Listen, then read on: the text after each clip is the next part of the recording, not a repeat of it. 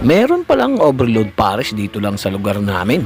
Panalo daw ang bigayan dito, tito. Kaya naman, tinira na namin. 100 pesos mo, katumbas na ng overload pares. At pati ang kanin mo, ay lalagyan pa yan ng beef toppings. Wow, tito, solid, di ba?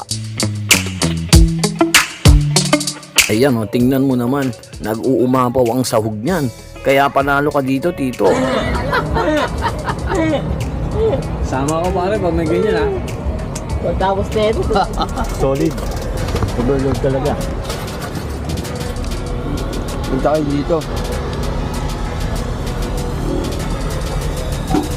Kumot niya ka. Tuwing gabi lang sila nagtitinda dito. Kaya naman, huwag kang pupunta kapag hindi pa madilim. Kasi wala kang madadatnan dito.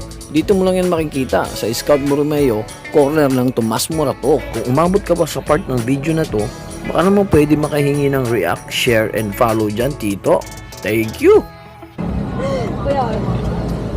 Kaya pag nakalima kayo, meron kayong overload libre na Nakalima pa. Pag lima po, Dalawa libre. Hindi ba pwede apat? Ha?